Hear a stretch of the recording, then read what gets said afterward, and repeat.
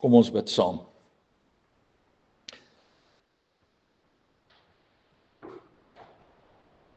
Here, dankie dat ons in alles vir U kan dankie sê. Dankie dat U vir ons versorg, dat U vir ons liefhet. Dankie Here dat ons ook U woord het wat met ons praat.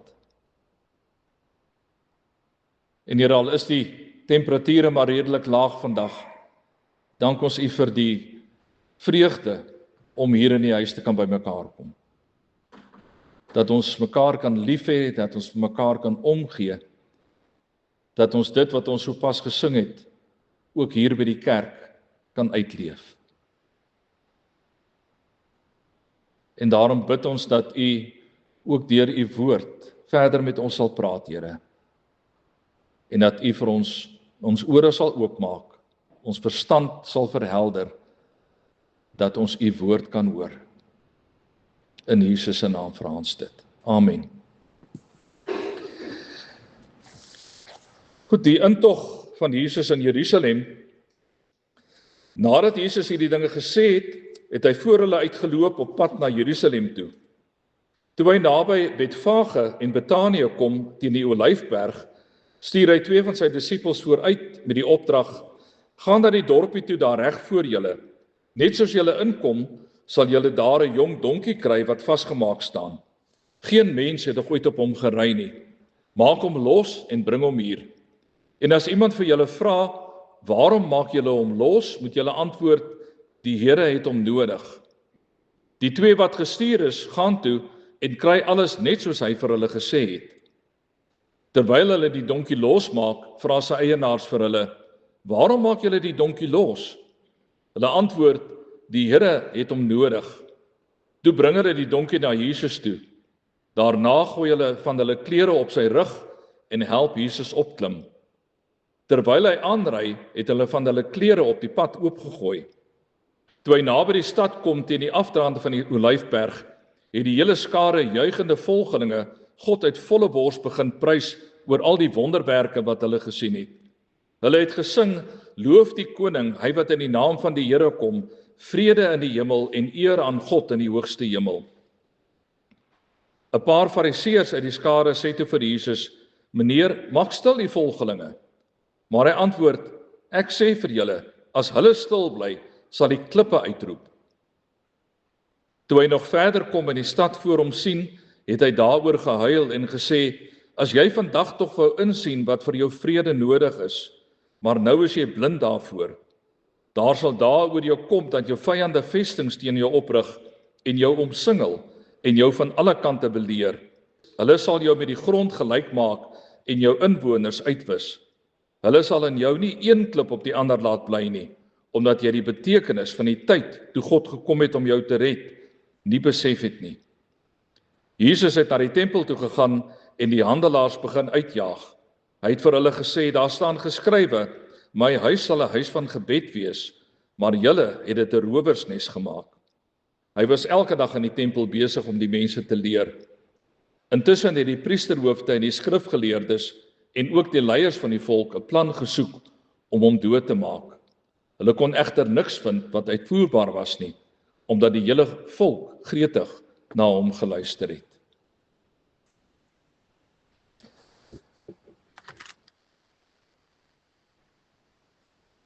Geliefdes, as mens Durban toe ry, nou ongeag watter pad jy vat om daar te kom, dan kom daar iewers 'n plek wat jy so oor 'n heuwel ry, en as jy oor daai heuwel gaan, dan sien jy die see. My kinders het altyd gekompeteer met mekaar wie eerste die see kan sien as ons Durban toe gegaan het om daar by my ouers te gaan kuier. En as jy die see sien, dan weet jy, ek het my bestemming bereik. En so is dit ook nou in hierdie verhaal van Jesus daar buitekant Jerusalem. Daar op die Olyfberg. Want soos die kraai vlieg, is Jerusalem minder as 'n kilometer van die Olyfberg af. Die stad lê in al sy glorie daar voor hulle. Hulle kan alles sien wat daar gebeur. Die tempel staan uit as een van die groot kenmerke van Jerusalem. En ons weet, ons het dit nou al 'n paar keer vir mekaar gesê, vanaf Lukas hoofstuk 9 vers 51, was Jesus en sy disippels doelgerig op pad gewees na Jerusalem toe. En uiteindelik het hulle bestemming bereik. Jerusalem is die plek waar Jesus weet waar hy moet ly en waar hy verhoor moet word en waar hy uiteindelik gekruisig moet word. En Jesus is nou gereed vir daardie finale stukkie pad wat hy moet aflê om Jerusalem in te gaan. Alhoewel al 4 die evangelies hierdie verhaal vertel van Jesus se intog in Jerusalem, vertel Lukas dit op 'n baie spesifieke manier. Hy laat sekere goed uit, hy sit sekere goed by om 'n boodskap wat hy graag vir die mense, sy lesers wil tuisbring, te laat deurkom. Daar's sekere aspekte van die verhaal wat Lukas met ander woorde wil beklemtoon. Nou ons is almal bewus daarvan, ons ken die storie al vir baie jare, hoe dat Jesus op die rug van 'n donkie die stad binne gaan. Dit word deur Matteus beskryf as 'n vervulling van die woorde van die profeet Sagaria. Ons lees daar in Sagaria 9 vers 9, Jubel Sion, juig Jerusalem, jou koning sal na jou toe kom. Hy is regverdig en hy is 'n oorwinnaar. Hy is nederig en hy ry op 'n donkie, op die hingsvul van 'n donkie. Maar behalwe dat dit 'n vervulling van 'n profesie is wat hier gebeur, is daar ook 'n ander rede waarom Jesus spesifiek op die rug van 'n donkie Jerusalem binne gaan. 'n Perd was eintlik 'n oorlogsdier. En Jesus kies spesifiek om nie op die rug van 'n perd Jerusalem binne te gaan nie. Ons weet mos nou al, ons het dit al 'n paar keer gesien terwyl ons met Lukas besig was, hoe dit daar 'n verwagting by die volk was dat die Messias sou kom en dat die Messias die volk van Israel van hulle vyande, spesifiek dan ook die Romeinse regering, vir hulle van daai vyande sal verlos en dat die volk van Israel dan weer in ere herstel sal word. En ons het ook al keer op keer gesien deur die loop van die evangelie hoe dat Jesus dit duidelik maak dat sy koningskap niks te doen het met die volk van Israel nie. Hy is nie daar om die volk van Israel weer in ere te herstel nie. Hy kom nie as 'n aardse koning om die volk van hulle vyande te verlos nie. Jesus se boodskap is radikaal anders. Dink maar terug daar in die begin, Lukas 4, waar Jesus sy intreepreek gegee het, waar hy in sy intreepreek geweier het om wraak oor die Romeine aan te kondig, en hoe dat die mense hom gegryp het en hom by 'n kraansbou afgooi, omdat hy geweier het om wraak te verkondig. Jesus kom in nederigheid en Jesus kom met sagmoedigheid, heeltemal die teenoorgestelde as wat die mense verwag het wat die Messias sou doen. Ons het ons verlede Sondag ook gesien hoe dat selfs die disippels nog nie mooi begryp het waaroor Jesus se heerskappy eintlik gaan nie. Hulle het nog nie begryp dat die kruis, die kroon moet voorafgaan nie. Selfs hulle het nog gedink dat as Jesus Jerusalem binne gaan, die koninkryk van God gaan aanbreek en dat die volk van Israel dan in ere herstel gaan word. Maar Lukas vertel die verhaal van Jesus se intog, juis om ons te laat besef dat dit nie daaroor is waaroor die verhaal gaan nie. Iets anders wat opvallend is dat Lukas nêrens melding maak van die volk wat die palmtakke gevat het en dit voor die donkie uitgegooi het terwyl Jesus op pad was om in te kom nie. Palmtakke, of daai aksie om die palmtakke so voor iemand uit te gooi, is eintlik vereenselwig met 'n aardse koning. En Lukas los daai gedeelte uit. Hy vertel dit nie. juis sodat ons moet besef, Jesus is nie maar net 'n gewone aardse koning nie. Die ander baie interessante ding wat ons hier by Lukas raak lees, is die woorde wat gebruik word as hulle eer bring aan Jesus. Nou beide, Matteus en Markus, vertel vir ons hoe dat die volk uitgeroep het, Hosanna vir die seun van Dawid, geseënd is hy wat kom in die naam van die Here, Hosanna in die hoogste hemele. Lukas vertel die verhaal 'n bietjie anders. In Lukas se vertelling is dit nie die hele volk wat eer bring aan Jesus nie, dis sy volgelinge, met ander woorde die disippels, 'n groter kring as net die 12, maar die volgelinge van Jesus wat aan hom eer betoon. En hulle sê, loof die koning, hy wat in die naam van die Here kom, vrede in die hemel en eer aan God in die hoogste hemel. Dit is die manier waarop hulle eer bring aan Jesus. Maar wag 'n bietjie, daai woorde klink ons so 'n bietjie bekend. Het ons dit nie al iewers voorheen gehoor nie? Natuurlik. Dit is toe die geboorte van Jesus aangekondig is, toe die engele na die skaapherders gekom het en vir hulle vertel het van Jesus wat gebore gaan word. Onthou julle nog? Toe die engele mos in Lukas 2 vers 14 uitgeroep, eer aan God in die hoogste hemel en vrede op aarde vir die mense in wie hy 'n welbehae het. Wat Lukas vir ons hier wil vertel, is dat Jesus gekom het as die een wat vrede gebring het na die aarde toe. En Jesus gaan die dood tegemoet, steeds met die boodskap van vrede op sy lippe. Hier in Jerusalem breek God se koninkryk aan, maar nie deur 'n magsvertoning van 'n aardse koning nie deur die dood van die vyand nie, maar deur die aankoms van die seun van God op die rug van 'n donkie, nederig en sagmoedig, as verteenwoordiger van God se vrede. Daar's nog 'n interessante ding wat ons hier moet raak sien. Die Joodse volk het in die naam van die stad Jerusalem alreeds iets van die aankondiging van God se vrede herken. Julle weet waarskynlik almal dat die Hebreëse woord vir vrede die woord shalom is. Ons hoor dit baie keer, shalom.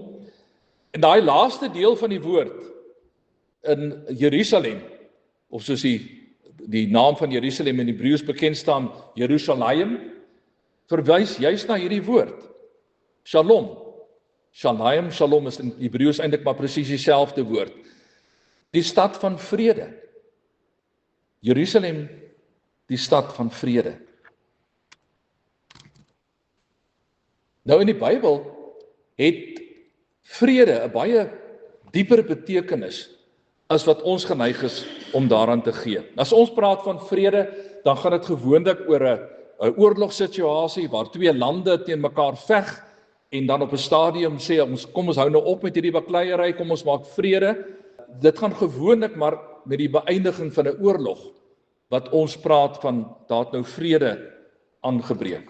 Ons bid tans vir vrede in die Midde-Ooste. Ons bid vir vrede tussen Rusland en Oekraïne. Maar as die Bybel praat van shalom, dan behels dit baie meer as net wanneer twee vyandige lande die blad skud en dan vrede maak met mekaar. Shalom gaan baie meer oor 'n algehele gevoel van goedheid, van heelheid wat oor jou kom. Dit gaan daaroor dat jy as mens op elke vlak in jou lewe die goedheid van God ervaar. Dat jy God se voorspoed en God se versorging oor jou ervaar. En waar daar gebroke verhoudings is, het sy tussen die mens en God of tussen mense onderling, dat daardie gebroke verhoudings weer herstel word. So dis 'n baie wye betekenis wat die Bybel heg aan die woord vrede. En dit is hierdie vrede wat Jesus daar in Jerusalem wil inbring, as hy daar op die rug van die donkie ingaan. Maar nie almal, so lees ons, was ingenome met hierdie gedagte nie. Lees daar in vers 39, 'n paar fariseërs uit die skare sê toe vir Jesus, meneer, maak stil u volgelinge. En dan antwoord Jesus hulle met die bekende woorde, ek sê vir julle, as hulle stil bly, sal die klippe uitroep. As die disippels verhoed sou word om te praat oor die vrede van God, dan sê Jesus, dan sal die klippe dit uitroep. Nooit ooit sal die boodskap van God se vrede, God se shalom, stilgemaak kan word nie. As die mense nie meer daaroor praat nie, sê Jesus, dan gaan die klippe dit uitroep. Maar die boodskap van God se vrede sal gehoor word. En dan, toe Jesus nou so naby aan Jerusalem kom en so na die stad kyk, so vertel Lukas vir ons, het hy bitterlik oor haar begin huil. En die woord wat Lukas hier gebruik, dui op iemand wat kliphard besig is om te huil. Nie net saggies so by jouself, miskien met 'n traan of twee wat uit jou oë uitloop nie, maar iemand wat kliphard skree terwyl hy huil. Om die waarheid te sê, dis die sterkste woord wat in die Nuwe Testament gebruik word om hartseer mee aan te dui. Dit gaan oor Jesus se smart oor hierdie mense, oor hierdie volk en oor hierdie stad wat hulle rug op hom gedraai het. Wat die boodskap van vrede gehoor het, wat die boodskap van God se genade gehoor het, en wat besluit het dat hulle daai boodskap gaan verwerp. En dan verwyd Jesus hulle daar in vers 42, as jy vandag tog wou insien wat vir jou vrede nodig is, maar nou is jy blind daarvoor. Hierdie volk se ongeloof, hulle geestelike blindheid, het gemaak dat hulle God se vrede eenvoudig nie kon raak sien nie. Jesus het daar by Jerusalem opgedaag as die hemelse vredevors. Maar hy wil soveel meer vir ons gee as net hemelse vrede. Natuurlik dit ook. Natuurlik hemelse vrede. Maar hy wil meer gee. Jesus wil ook vir ons aardse vrede gee. Hy wil ook hierdie shalom waarvan ons gepraat het, 'n werklikheid maak in mense se lewens dag vir dag. Jesus wou, soos ons so dikwels gesien het, dit letterlik hemel op aarde kom maak.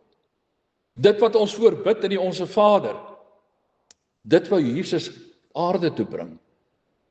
Soos wat dit in die hemel is, so ook op die aarde. Maar hierdie mense wou niks daarvan weet nie. Deur vir Jesus te verwerp hulle ook God se shalom. Die volk van Israel het nie belang gestel in hierdie vrede wat Jesus verkondig nie. Hulle wou nie vrede gehad het nie. Hulle wou aardse oorheersing oor hulle vyande hê. Dis wat hulle wou sien wat moet gebeur. Hulle het 'n koning gesoek wat hulle sou kon verlos van die Romeinse oorheersing. En as Jesus weier om dit te doen, as hy weier om in te getrek te word by hierdie planne van die mense, dan verwerp hulle hom. En dit is juis hierdie ongeloof wat uiteindelik maak dat hulle deur God verdoem word. Dit is hulle ongeloof wat maak dat hulle uiteindelik vir Jesus kruisig. Want daar in Jerusalem, in die stad van vrede, daar waar die vredevors inkom, sê hulle, hier is nie plek vir so iemand nie. Hier is nie plek in die stad van vrede vir die vredevors nie. God se droom van vrede vir die wêreld en Israel se droom om hulle vyande te vernietig, was so ver van mekaar verwyder.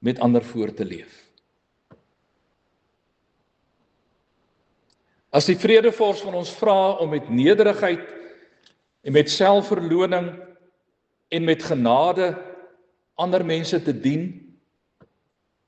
dan besluit ons gaan maar eerder voort op ons ou manier. Ons gaan maar eerder veroordelend voort en ons gaan maar eerder met nederwaardigheid voort in ons lewens en teenoor ander mense. Ten koste van die evangelie van Jesus Christus en ten koste van ons medegelowiges.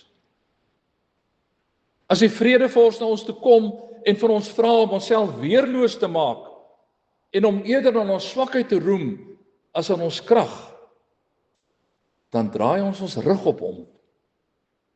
Want eintlik vind ons dit aanstootlik. Ons vind dit onaanvaarbaar om nie ons taal te wys as ons op een of ander manier benadeel word nie. Ons vind dit aanstootlik en onaanvaarbaar om nie met krag terug te veg as iemand iets teen ons doen nie. Ons regverdig veel eerder ons keuses vir geweld en beskou hierdie oproep van Jesus om radikale vredemakers te wees as ontoepaslik in hierdie wêreld waarin ons woon. Daardie evangelie, sê ons, en ek het dit al gehoor, ek het dit al baie keer gehoor, daardie evangelie, die evangelie van vrede, is vir die dromers en vir die idealiste. Dis nie prakties in ons wêreld nie. En ek dink, geliefdes,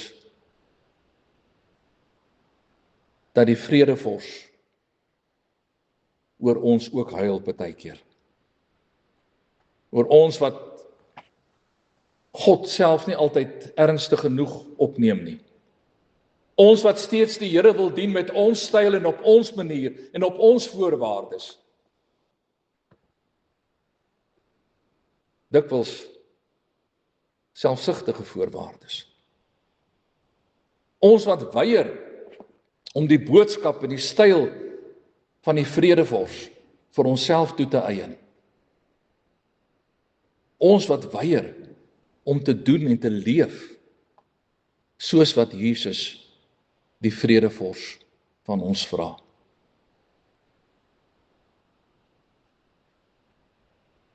En dan herinner ek my aan wat Jesus daar in die bergpredikasie in Matteus 5 vers 9 gesê het: Geseënd is die vredemakers, want hulle sal kinders van God genoem word.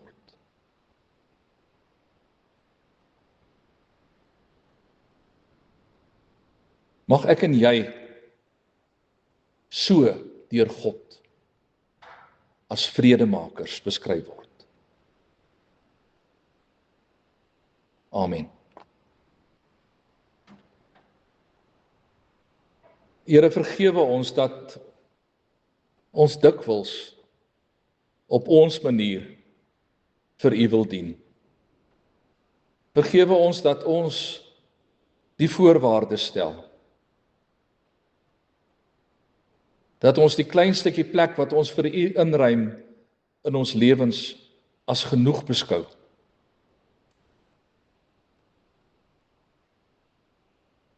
Maar Here, ons weet, dit is nie wat U wil hê nie.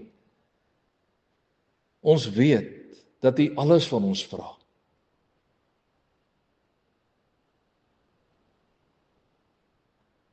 En Here,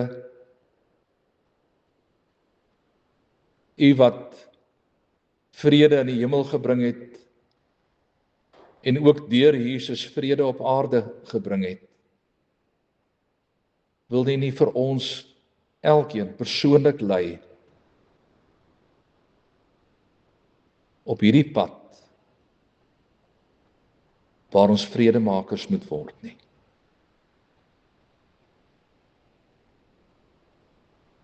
Ons vra dit in U naam.